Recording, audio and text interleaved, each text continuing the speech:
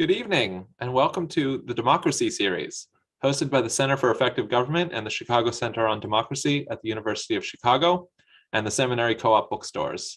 My name is Kevin Cromash, and I'm the Senior Research Associate at the Chicago Center on Democracy. Our centers bring together scholars and practitioners to host discussions and generate ideas about how we can strengthen democratic institutions in service of a more effective government.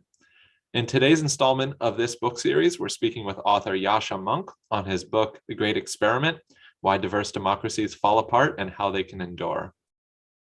We'll have the opportunity today to hear him speak about various aspects of his book, and we'll save time for audience questions. So please feel free to use the Q&A function at any point. Tonight's conversation is being recorded and will be shared on Twitter at uChicagoCEG and at democracy.uchicago.edu. If you enjoy the conversation today, I encourage you to attend future Democracy series events where we will continue to explore the state of democracy. Yascha Mounk is a writer, academic, and public speaker known for his work on the crisis of democracy and the defense of philosophically liberal values. He is an associate professor of the practice of international affairs at Johns Hopkins University, contributing editor at The Atlantic, senior fellow at the Council on Foreign Relations, and the founder of Persuasion, which is a platform for writing and community around the defense of a free society. Our conversation will center on the ideas in Yascha's new book, The Great Experiment, which is an excellent exploration of one of the greatest challenges of our time: how diverse democracies can be stable, functional, and inclusive. And I'm delighted to present our moderator, the director of the Chicago Center on Democracy, Professor Susan Stokes. In addition to her role as the center's director, Sue is the Margaret Blake Distinguished Service Professor in the University of Chicago's Political Science Department. So Sue and Yascha, I'll turn it over to you for what I know will be an exciting conversation. Thank you so much, Kevin, and wonderful to have you here, Yascha. It's I really enjoyed reading your book, and I'm glad that we're going to have a chance to talk about it with an audience that I'm sure will find it of great interest. So I think the first thing we're going to do is just have you spend a few minutes talking to us. It's a book. The very title is, as titles should be, very clear about its goals, about explaining how diverse democracies fall apart and how that outcome can be avoided. So talk to us a little bit about your book. Yeah, thank you so much. Thank you for the invitation. I'm really looking forward to this conversation. Look, the starting point for this book is a recognition that we are now in what I call a historically unprecedented situation of trying to build ethnically and religiously diverse democracies that actually treat all of their members as true equals. What we've had historically is a bunch of diverse societies with varying success, though we're not democracies. What we've had is countries like Germany, where I grew up after World War II, which were democracies that were, by comparison to today, very ethnically and religiously homogeneous. And what we had, of course, were democracies like the one in the United States, which were founded at a time when the country was already diverse, but which were not diverse in terms of their democracy, because it excluded, in at times extreme ways, anybody who did not belong to a kind of ruling ethnic or religious group.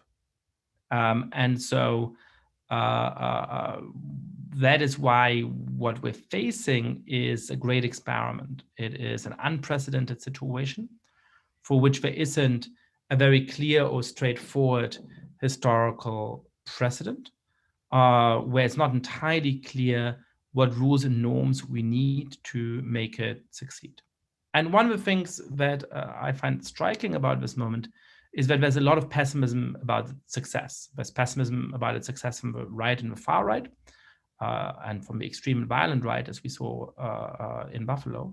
But there's also a lot of skepticism about the state of our society and the prospects for improvements that comes more from the left and the center of public discourse and academic inquiry.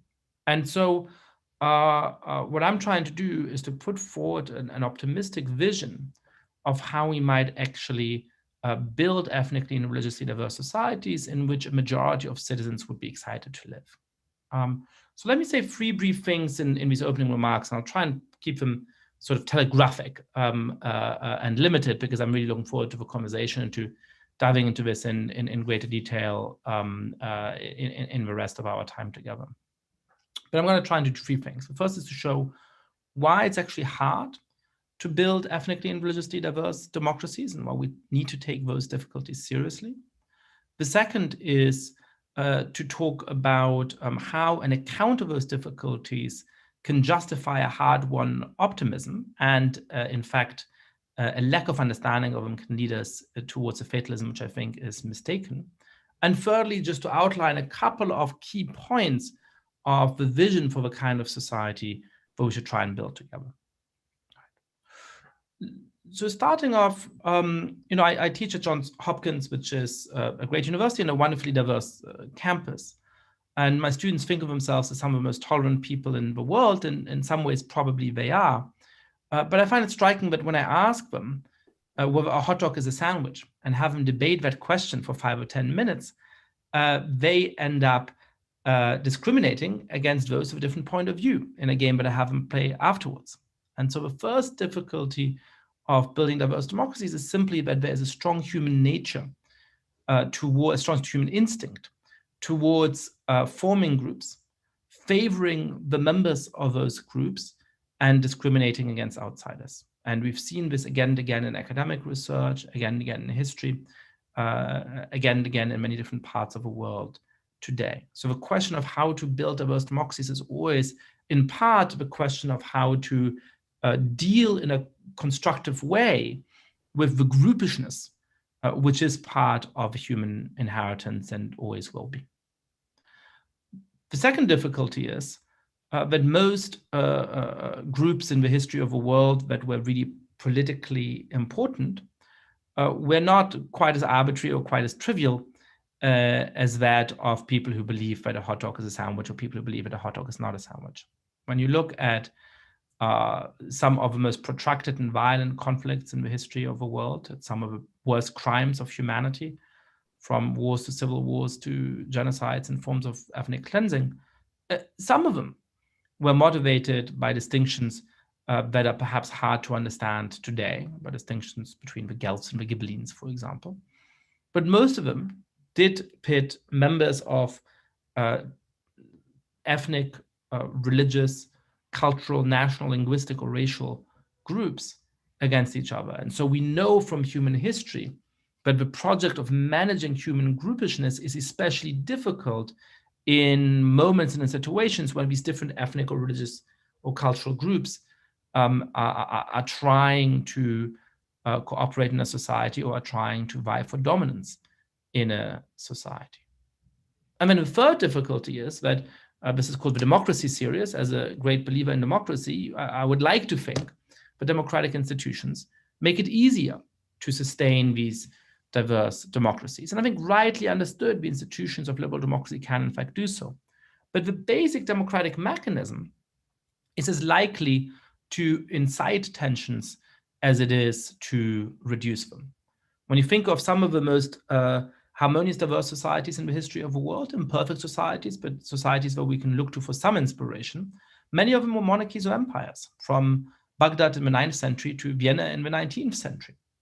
And there is a reason for that, because Sue, if you and I don't have any political power and have to rely on a monarch for some amount of protection, then if your ethnic group has more kids or has more immigrants who are coming in, that doesn't immediately change my political standing. And so I don't have any strong reason to be concerned about it. In a democracy, it's much more tempting to think, well, I used to be in the majority, and that gave me a certain amount of power and a certain amount of standing in the society. But hang on a second, if suddenly your group is going to be bigger than mine, then perhaps all of that will change. Democracy is always a search for electoral majorities, and that can actually inflame ethnic and religious and cultural divisions within a society in worrying ways. So if you take those 3 things together, those 3 points together, you realize that the project of building diverse democracies is far from trivial. It has historically often gone wrong, and it might go wrong again in the future. Now, That sounds bracing and it sounds pessimistic. And yet, ironically, I would argue that it can be a source of optimism as well. Because the way that we often think about this topic, it seems to me, is to say, look, we should find it really easy to build diverse democracies. We should find it easy to get along. How hard is it to like your neighbor? How hard is it not to be a bigot? How hard is it not to be a racist? And yet we're seeing all of these deep problems and tensions in our society, and we're seeing discrimination and racism in our society. And so that must mean that there's something uniquely wrong with our society, and it must mean that there's very little room to hope for a better future. If we're failing that thoroughly at an easy task, why should we think that we might be able to do better in future? I think when you assess the situation today in diverse democracies around the world, in the United States, but also in Germany and also in Sweden and also in Australia and Canada and other places, with a basis in the account of why this is a really hard undertaking, you can take a somewhat more optimistic and positive view. You can say that there are many injustices that we have to continue to struggle against, but we have actually made real progress over the course of the last decades. We're starting to understand some of the principles which can guide that society, and we can continue to make real progress in decades to come. I have a much more detailed account of the grounds for this optimism in the book, but just to mention two facts which I think are instructive. The first is that in 1960, about 6% of the US population thought that it was morally acceptable for a white and a Black American to marry each other. 6% within the lifetime of many faculty members at universities around the country. Today, 6% of the US population thinks that it is morally unacceptable for a white or Black American to marry each other. So we've gone from nearly universal agreement on the immorality of interracial marriage to nearly universal agreement on the morality of it over the span of a lifetime. That is a remarkable transformation. And we know that this is not just a case of social desirability bias, of people telling pollsters what they want to hear, because of actual sociological changes in society. So it used to be that a few decades ago, but about 1 in 33 newborns were interracial in the United States. Now it is about 1 in 7. So a very rapid increase in actual behavior. To name a very different example, we're seeing a lot of pessimism and a lot of fear elicited by immigration. And we have accounts on the far right which essentially claim that Irish and Italian immigrants could succeed a century ago because they were, quote unquote, the right kind of immigrants. And that immigrants today from Mexico or Salvador or Vietnam or Kenya or Nigeria are not going to succeed because there's supposedly something wrong or inferior about them.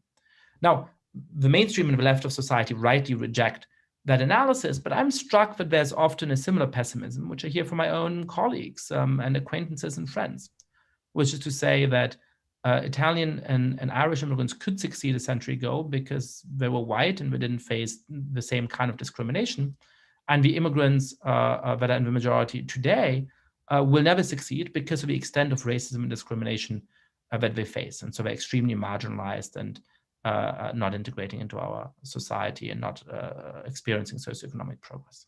Now, again, there undoubtedly is racism and discrimination that immigrants and non-white immigrants today experience in the United States, and there's very clear research on that. But the best empirical research on how they're doing also shows that this pessimism is ill-founded, that the first generation often struggles, the second generation usually makes significant socioeconomic and educational progress, and that accelerates in the third generation, so that actually the speed of socioeconomic progress and integration today for Mexican and Salvadorian and Vietnamese and Kenyan and Nigerian immigrants is about the same as it was 100 years ago for Italian and Irish immigrants. But obviously, and surprisingly, proves wrong the far right, which worries that there's something, quote unquote, wrong with those immigrants. But it also disproves the pessimism that's fashionable in my own intellectual circles, that they simply are not being given an opportunity to succeed. Despite obstacles, they are succeeding. And so I think that should allow us to say, on the basis of the hard-won progress over the last decades, we should strive towards more progress, and we need a set of principles for what that would look like. And again, very, very briefly, I'm going to telegraph 3 or 4 points of that vision. The first is that we need the principles of philosophical liberalism as a basis for our society. And in particular, we need to grant the citizens of diverse democracies 2 kinds of freedoms. The first is the freedom to be protected from a tyrannical government and the tyranny of the majority. It is the freedom to ensure that you can criticize the president or prime minister without having to fear that you might go to jail, unlike what we've seen in Russia in the last months, for example. It is the assurance that you can worship in a congregation that may not be popular, that may have religious beliefs which a majority of a population does not share, without having to worry that somebody is going to attack you at your house of worship. But it is also the freedom to escape what your colleague James Robinson and Dan Acemoglu in the narrow corridor call the cage of norms. It is also the freedom to ensure that people who, most people choose to remain members of their own communities, but those who say that they disagree with the religious beliefs of their parents or perhaps the cultural practice of their parents, or they want to go and strike out on their own and move to a different city within the country, live very differently, they must also be free to do so. And so what we need is a liberalism which is attuned to the importance of groups, but which also ensures that the state is strong enough to stop communities from in turn becoming oppressive to their own members. So that's the first point. The second point is that I think there's been a lot of debate over the course of 75, 80 years about the right metaphor for what a diverse society and an immigrant society should look like. One metaphor is that of a melting pot, which I think asks people to become too homogeneous, asks them to give up their groupishness and their heterogeneity to too great an extent. The alternative to it that has often been posited has been the salad bowl or the mosaic. I think that that's equally misleading because it envisages a society in which we don't have individual rights or duties, but are thus defined as members of groups, in which we have a kind of association of associations. And it would raise the danger that we might end up with deep social fragmentation and political violence down the road. And so what I suggest is a third alternative, which I call the public park. Because in a public park, Sue, you and I, after this conversation, if we were in the same city, which sadly we're not, we could go to the park and continue to have this conversation. So we just want to talk about these topics, not talk to anybody else, or we might be able to go and encounter strangers and new people and people we don't know and forge new links with them. In a free society, you have those choices. You can be an Amish who says, I'm going to live most of my life within the Amish community. And you can also say, I'm going to go and move to a city and make friends with people who are very different from me. We need a minimum of connective tissue to make society work. We need a minimum of number of people to make the choice to go out there and forge those new connections. But each citizen is free to make whatever choice they take. And that, I think, is the usefulness of a public park as a metaphor. Third, I'm a German Jew, so patriotism does not come naturally to me. But I think, as we're seeing in the Ukraine at the moment, with millions of people volunteering, it's still a volunteer army to protect the country against a terrible invasion by Vladimir Putin.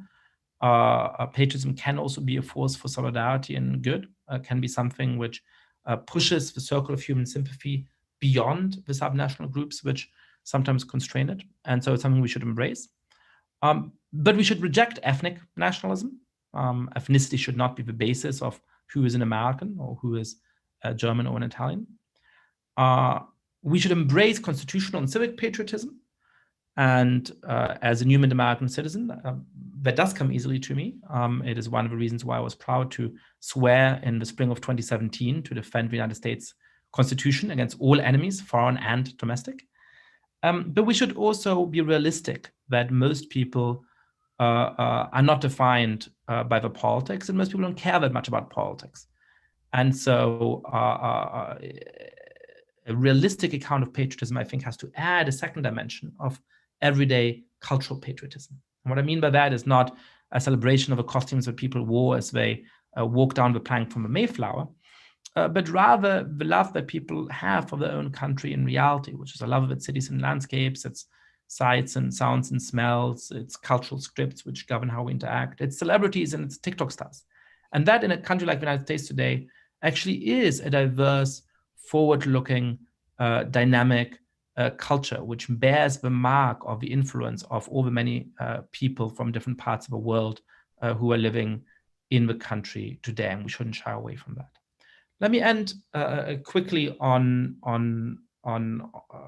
something I've been thinking about in particular over the last days. We saw the power that this terrible conspiracy theory about a great replacement has on the minds of many people, including some mentally ill people like the person who perpetrated this terrible attack in Buffalo. I think what we don't think about enough is that there is a very mainstream theory which is actually embraced, which may be the one idea that a lot of liberals and conservatives, a lot of Democrats and Republicans in the United States at the moment both embrace, which is a kind of cousin to that theory, which has more similarity than we should be comfortable with to that theory. Whereas the Great Replacement says that this is being deliberately done, this theory says it's not deliberate, and that's an important distinction. But this theory basically says that America will be majority minority by 2045, that this will have a fundamental impact on American society, and that in particular, it'll help Democrats win elections because of a rising demographic majority. That is not so far away from replacement theory. And I think that it is empirically wrong and normatively noxious. It is empirically wrong because demographics is not destiny. Irish Americans were the most reliable voting bloc for Democrats in 1960. Now they are one of the most reliable voting blocs for Republicans. We're seeing that Latinos are rapidly shifting towards the Republican Party. In one poll, which is a bit of an outlier, but a very interesting one, Latinos are now more likely to favor the Republican Party than whites, according to a poll a couple of days ago. And we saw in 2020 that Trump was competitive because he really increased the share of the vote among every non-white voter groups. And Joe Biden became president in good part because he increased the share of the white vote relative to Hillary Clinton in 2016. So politically, this theory is wrong. But more fundamentally, I think it misdescribes the sociological reality of the United States. We have a lot of mixed race Americans who have complicated identity. We have Hispanics, many of whom think of themselves as whites explicitly rather than as people of color. Where Asian Americans fit into the very complicated racial dynamics in the United States is, I think, in flux and not yet entirely clear. The idea that we can think about America as just fundamentally a clash between whites and people of color is very wrong-headed. It is an idea that is fashionable in many of my intellectual circles as well. And I think as we've been seeing, it is a very dangerous idea which we should reject. And most importantly, we should build towards a society in which that is less and less true. So on that note, and with a consciousness that I went on a little bit longer than I had hoped, back to Sue. Well, I think anyone who hears you talking so eloquently and seamlessly about this project will know that the book itself is equally elegantly written and really very. It's an easy read. The ideas are sometimes complex, but it's a very engaging read. I really do recommend it. I had a number of questions. I love the optimism. I, by nature, am an extremely optimistic person, irritatingly so, I'm told. So it's fun for me to play the role of the hard-nosed pessimist here, or the hard-nosed person. Here's one thing that surprised me in the book. I am not a historian, neither of us is, but I was surprised at the sense in the book, and correct me if I'm misreading, that this is a new experiment for the United States. My understanding of 19th century and even in some regards 18th century American history is that we've been a magnet for immigrant groups for certainly in the 19th century. We had vast waves of, you mentioned, Irish people, Italians, Eastern Europeans, and Mexicans, and so on and so forth. And I think that those people, you mentioned the successes, and the point is extremely important and very well taken. But you seem to be saying that that was not a process that led to the integration of those groups into our democracy. Now, our democracy has foundered in earlier periods. It's not been a smooth ride, and certainly not a kind of upward, smooth slope. But there's a case to be made that the 19th century has had many periods in which it's a story of the successful incorporation of those groups into American democracy. So is it so new? And if not, if the experiment has been undertaken before, even in the United States, and has worked to some degree, with all of the limitations that go with that, including the delay in the enfranchisement of women, the painful, long, and still very incomplete process of effective enfranchisement of African Americans, and so on. Even so, if there's moments of success in these earlier experiments, what can we learn from them that can give us confidence that we would know how to push forward in this period? Yeah, I don't disagree with you with the broad strokes of what you said. I think I disagree on a couple of important points of detail, but I think broadly speaking, I agree with that, and it's one of the reasons why I think we should be conscious of the successes, of the past success of our society, and we should be conscious of the tremendous progress we've made, in particular, over the last decades. And so, in the debate on whether we should be passionate meliorists who are very clear-eyed about the injustices in our society today, but who think that they can essentially be remedied by living up more fully to the ideals which have imperfectly inspired our society since its founding, or whether we should throw all of those principles overboard because only a society which is structured explicitly around the rights and duties of groups can possibly do justice to the oppressed. I'm very clearly on the side of the former, right? I'm very clearly on the side of the people who think that the founding ideals of the United States are in need of certain amount of amendment and evolution, but essentially the right ones. The historical crime has been not to live up to them. So in that sense, I certainly agree with you.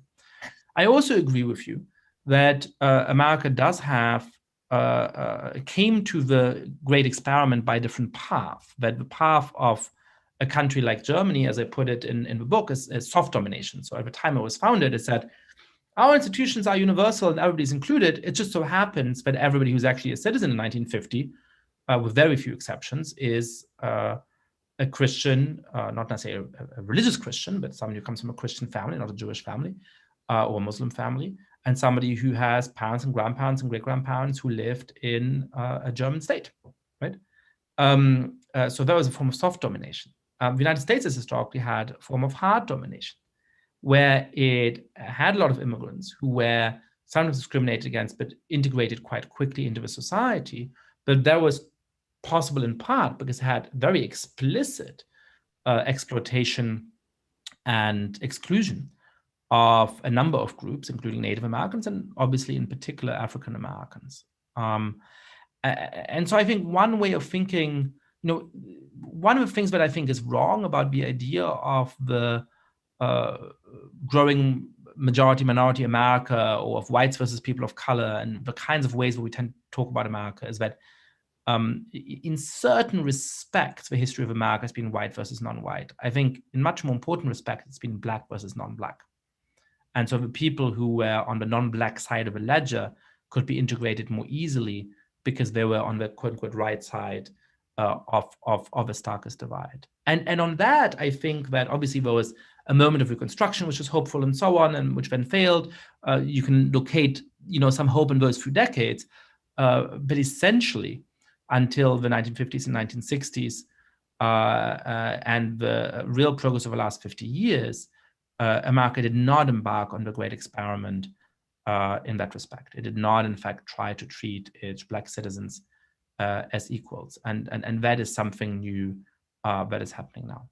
Now, there are two important points which flow from that. The first is that we do, in fact, have great strength in integrating immigrants. And that's why I think the idea that we're failing at that now is simply wrong-headed. If you look at the history of immigration, it always came with some real problems, and it always took a good number of decades for the average immigrant or their descendants to reach the median income.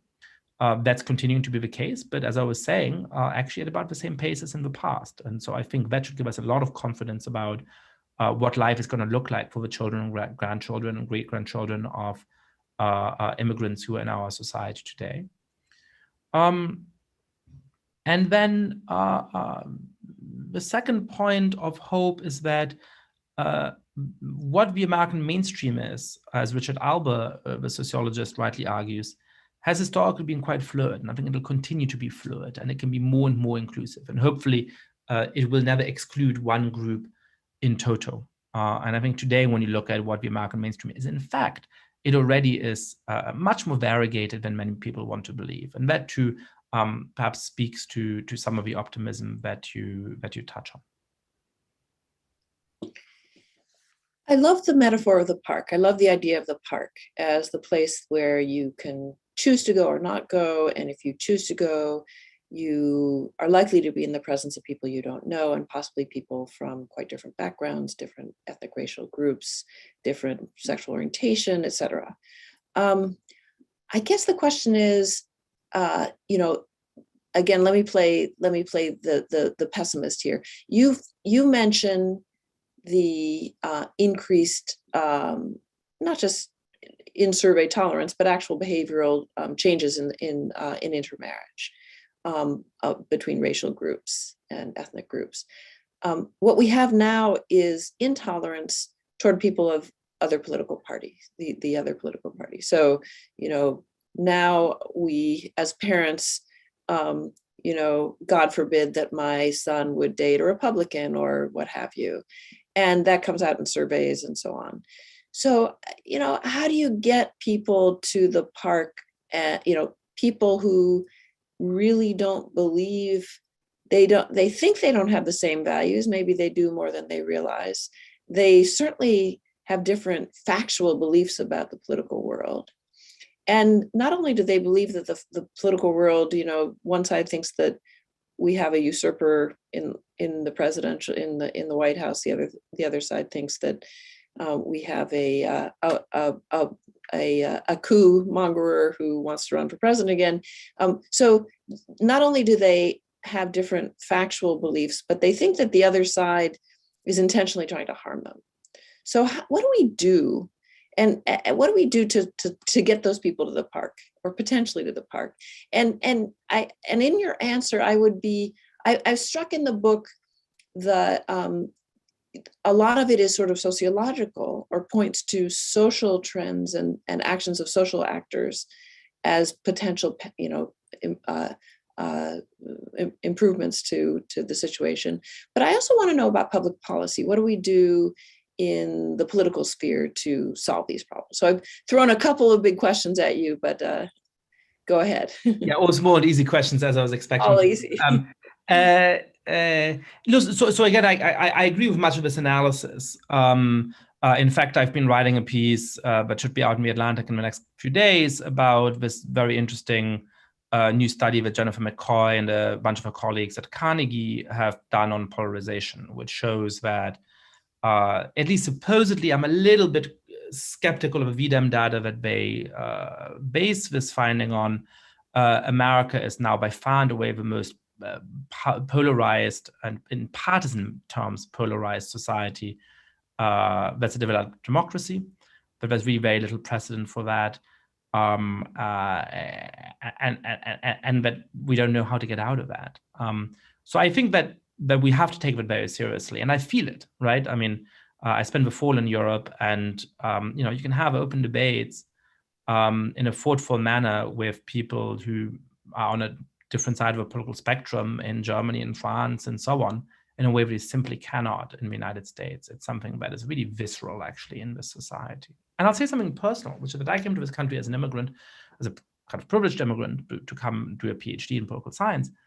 But I'm struck by what I've experienced of this country and what I haven't experienced of this country. So Look, I'm sure you could look at my set of friends and acquaintances and so on and say that they could be more ethnically or religiously diverse. They're pretty ethnically and religiously diverse, actually. They're not at all socioeconomically diverse, and they're even less educationally diverse.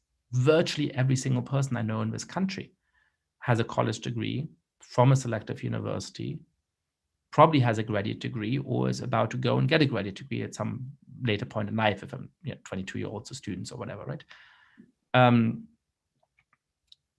That, I think, is really influencing how this country operates. And I'm sometimes struck by the disdain that people in our social circles can have for the average citizen. One of the worries I have is that perhaps logically, but not sociologically, can you have trust in democracy if you have given up hope that most people, most of the time, are receptive to some reasoned argument, that they're capable of responding to moral considerations. And I would say that the majority of political scientists I know in the country no longer believe that. And in that sense, I'm not sure how committed they are to democracy, actually. So I think that there is a deeply corrosive impact from this partisan polarization. And the studies seem to show that, as you're alluding to. It used to be that people would have been horrified if a child wanted to marry somebody of a different race. Now, thankfully, that is no longer the case. But many people now, and I'm not equating those two things, but many people now are horrified if a child wants to marry somebody from a different political party, right? There's interesting studies using CVs in a sort of classic research design in which it turns out that you get random people into the lab and ask them to hand out scholarships. They don't discriminate on the basis of race very much. In fact, white Americans positively discriminate in favor of African Americans in giving out scholarships rather than discriminating against them, as you might suspect. But there's extremely strong discrimination if this fictitious high school student was the president of the Democrat club if you're a Republican, or the Republican club if you were a Democrat. So the way that I'm trying to put these ideas together, and I've really been thinking about this and writing this article, is that there's some hope that polarization is not quite as bad as the headline findings from VDEM and this Carnegie study suggest. Because in most societies where you have really pernicious and deep polarization, it coincides with ethnic and religious boundaries, right? You can tell on which side of the divide somebody is by looking at them. You can tell when they walk into your store, into your neighborhood. And so what you're talking about when you're saying that, people don't interact in a friendly way is not at campaign rallies they hate each other. It's in the bakery they hate each other. Ibu Patel, who's based in Chicago and has a great new book out, has the example of the fire departments in Mostar in Bosnia and Herzegovina, where the Catholic fire department will not help you if you're a Muslim and your house is on fire, and the Muslim fire department will not help you if you're a Catholic and your house is on fire. We're not there. We have a different kind of problem. And so how do you deal with that? Well, part of it has to be changes in our political institutions. Now, of course, our constitution makes some of those changes difficult. I'm perfectly in favor of multi-member districts and a certain number of things. Ways of trying to deal with gerrymandering and so on, which would be helpful. I'm not sure how realistic it is, but we'll make great progress on that. But even some more modest institutional changes, which are achievable and have been achieved in certain states, could, I think, make a difference. So I've come to believe that primaries are a big mistake because they raise democratic participation, but they don't raise it enough. You have real legitimacy if you have 50, 70, hopefully 85% of the population participating in an election. You can have sensible institutions when you have a small number of stakeholders driving decisions about them. But when you have 2 to 10% of the population participating in an election, that's not actually representative. It simply favors the ideological extremes. And so one thing we can do about that is to have so-called jungle primaries, as they do in California, in which you have a first round in which everybody from every party runs, and then there's a runoff between two candidates. And that gives incentives for relatively more moderate parties, relatively more moderate candidates in California, because suddenly there's a way of winning as a moderate Dem, but also in places like Alabama, because suddenly there would be, if they introduce the same system, a way of winning in Alabama as a moderate Republican who's not in bed with Donald Trump, right? So there are some institutional fixes like that. But basically, when I look at the sociological processes in the heart of our society, I'm quite optimistic.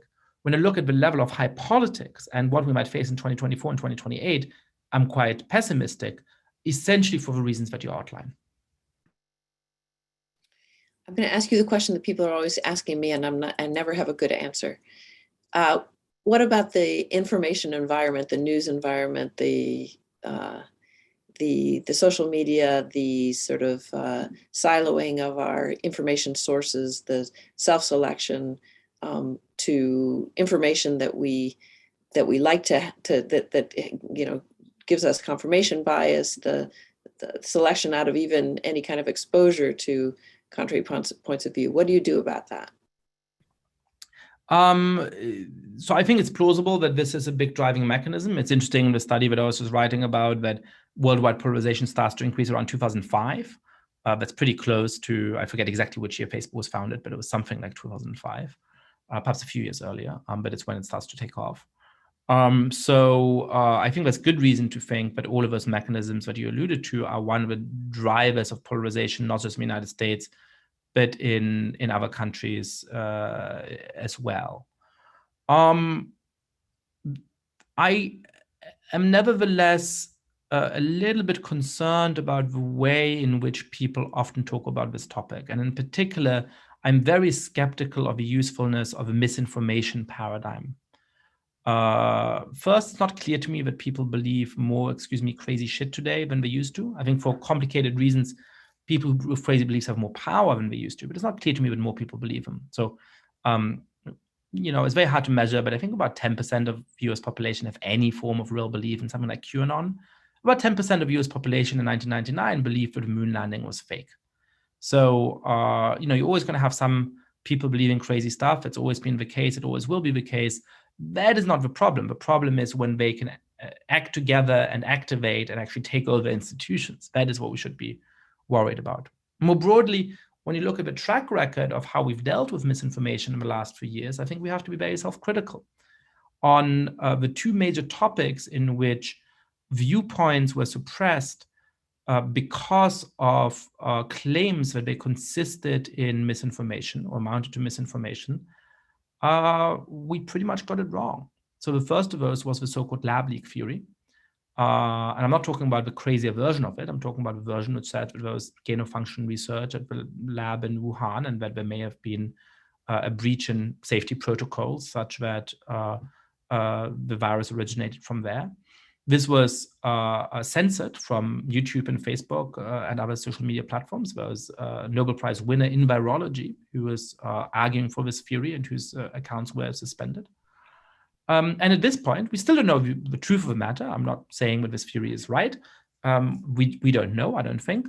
But certainly, we have government agencies in the United States who believe in this now. There's other government agencies who don't believe in it. I think it's an open question. But the fact that for a year and a half, in the middle of a pandemic, we're not able to discuss this question openly, and that, by the way, the mainstream media did not talk about it in an open-minded way. It only started to do so when sort of the topic shifted. I think is really worrying about our ability to have difficult conversations that we need in order to make right decisions and in order to understand the world. The second example is one that I really don't have any personal stake in. It certainly would not have changed how I would have voted in 2020.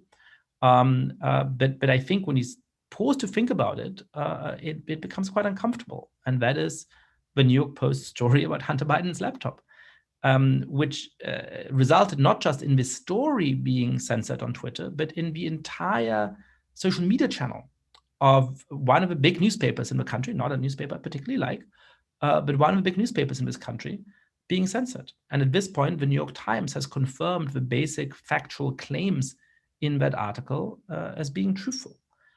So I really worry that we're rushing into an abandonment of forms of free speech and a discourse which allows the right to own the value of free speech, which has always been a philosophical liberal value, but also in more political valence, a left-wing value, and for good reason. And I think that is very short-sighted. So What do we do about that? I think that there are some algorithms which are more helpful than others. I do think one of the big problems of Twitter in particular is, and of Facebook in a certain way, is that it surfaces the thoughts and the comments that are most controversial and therefore encourages this polarization machine. I think if you look at something like Reddit, it's actually much better because the top comments are the ones that have the biggest delta between upvotes and downvotes. And so, it has to have enough content for someone to want to upvote it, but it has to be consensual enough that a lot of people don't downvote it. And so the kind of tweet that would go super viral is not a comment that performs very well on Reddit. And on that, I think we should hope that eventually the users of social media platforms are going to get so fed up with the acrimony on it that the people running it have an incentive to redesign algorithms in ways that make it, frankly, a more pleasant experience to be on those platforms, and as an externality that make them less destructive of our institutions. Okay, we have a question from an audience member. While we may not have religion and ethnicity as identifying our polarities, don't we have geography, red versus blue states? I find myself associating license plates with outsiders. Great question. Interesting. License plates with outsiders. Well, look, I mean, the tendency to worry about outsiders coming in is always there. I'm going to make myself even more unpopular by saying something else provocative, which is that I find it interesting that there's the discourse about immigration at the national level, which pits the left versus the right in a particular kind of way, and in which people on the left, in which I count myself, often think that if you have concerns about not having control over who comes in, or if you want to steer to some extent who comes into the country, that is unacceptable and racist and so on, you have a very different debate. It's not. I'm not saying it's the same, but there is some interesting echoes about gentrification, in which it's a debate between progressives and liberals, perhaps, if you want, in which suddenly the polarities are turned around, and there's it's politically virtuous to say, well, people coming in is really a bad thing in a program and so on. And if you're saying, well, actually, perhaps people should be able to come in as they want and so on, that is supposed to be the less left wing or the less progressive position. So, the tendency to say, to draw lines of groups it always goes deeper and is more mellifluous than people think. I love a quote by Tom Lehrer, where he said many decades ago, it's really important that we like our fellow human beings, and some people do not like their fellow human beings, and I hate people like that, which indicates that nicely. So I'd say two things about this. One is it goes back to Sue's point that partisan polarization is actually, in some ways, the deepest challenge today. It is we do not have a clash between states in which one ethnicity is concentrated and states in which another ethnicity is concentrated. We have a clash between blue states and red states, between Democrat states and Republican states, between left-leaning and right-leaning Americans, and that's a fundamental division of our society. And the second will be to reiterate that we should all try to keep that disdain in check, that you can criticize very strongly politicians and political leaders, and I certainly have written in very clear terms about my concerns about Donald Trump and the Republican Party and the threat they pose to democracy. But you have to have some amount of openness towards your fellow citizens. And when they keep voting for parties that you consider a threat, I think you have to ask yourself why they're doing that and how you convince them, rather than to conclude there must be terrible human beings who you don't want to share a country with, because that's just not a realistic path forward.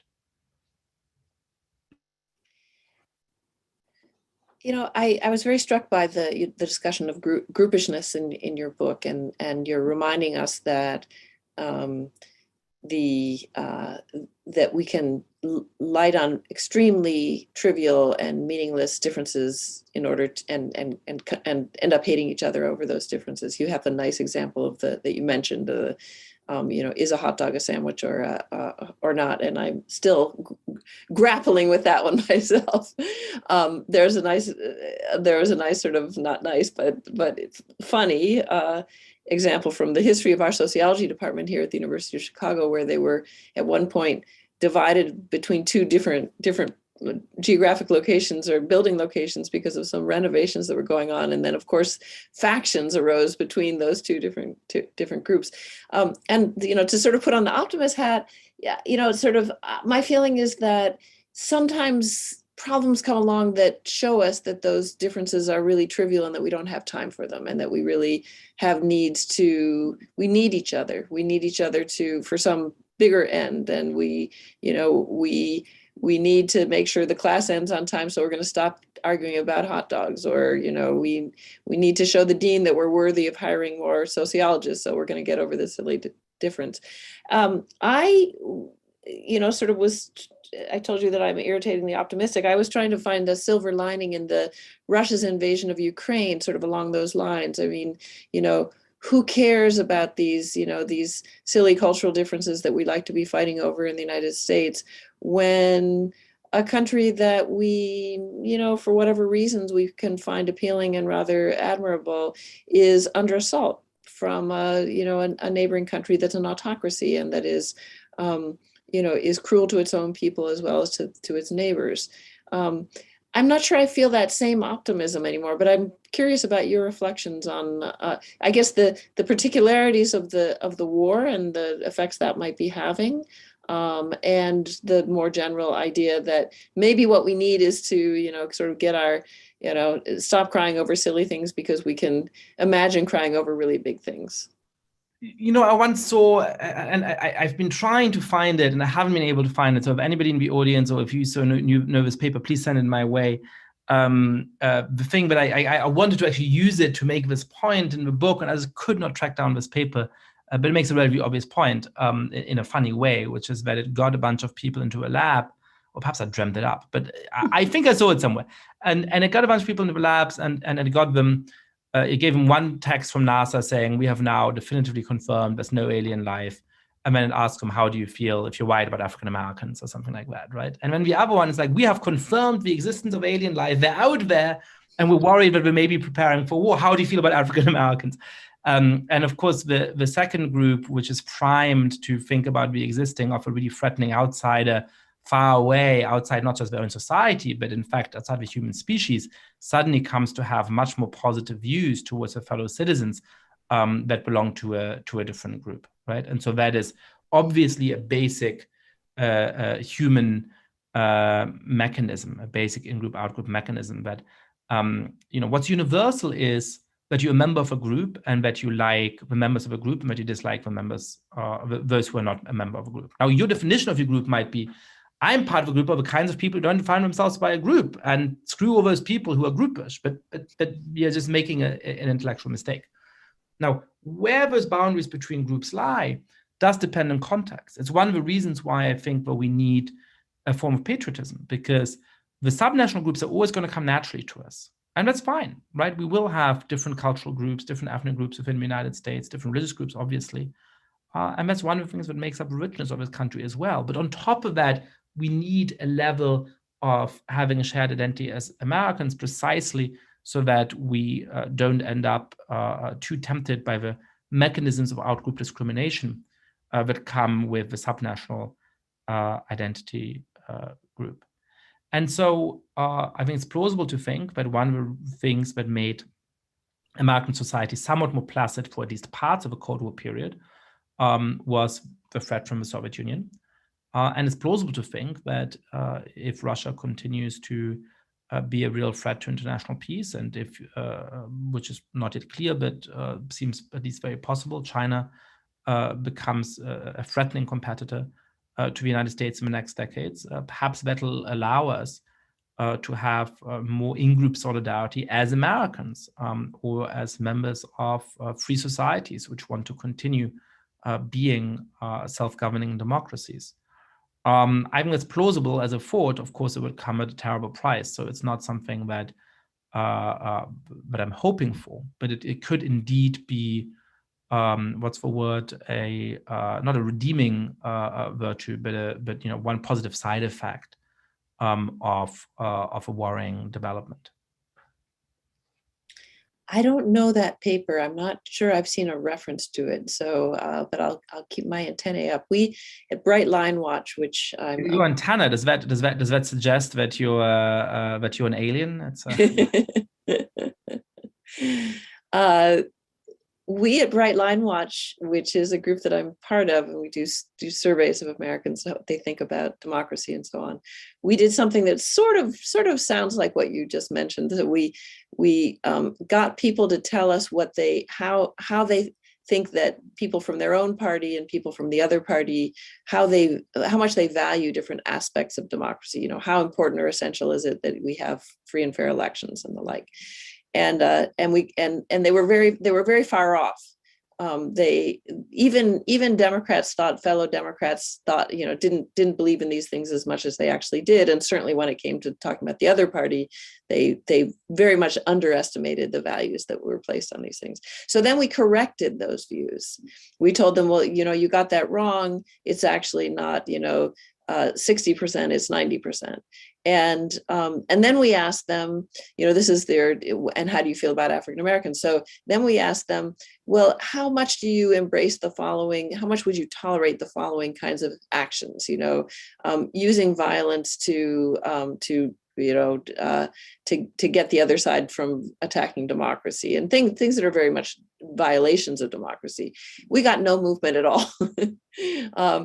So there you have it. On the other hand, we have been successful in getting people to shift their beliefs about the fairness of the election by giving them more information about how audits work. So there you have it. So I think we are coming toward the end.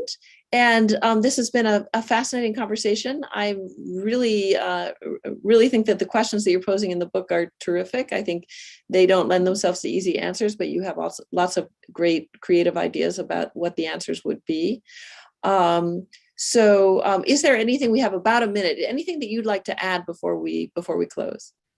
Well, let me just say this, that it can feel sometimes, given the real challenges we have, which we have to take very seriously, that sort of the smart option and the strategically perhaps sensible option is cynicism. But we need to actually sustain a social consensus that we want to build these equal and diverse democracies, that this is something, a challenge that we won't get around. The only way to get around it is through extreme forms of injustice and violence. And so we needed to succeed. And that's something of which we have to convince our fellow citizens. And I think painting the vision of a society that most people would actually want to live in is the only way to do that. I've tried to paint my vision of that kind of society in this book. It would be great if there's other competing visions or visions that are in conversation with that. But I think we need to put much more focus on here's the kind of society that we should want to live in together, and here's a realistic path to get there. Because the less we have that, the harder it will be to get there. The easier people will find it to say, what hope is there even? Why should I even try? Perhaps the simplest way is simply to turn back the clock or to vote for people who are promising that I don't have to deal with any of that. So perhaps that is a closing thought. Couldn't agree more. Here's the book, folks. It's really great. The Great Experiment: Why Diverse Democracies Fall Apart and How They Can Endure. Yascha Mounk, thank you so much for joining us, and hope to see you again soon. Thank you so much. Hope to see you soon in a park.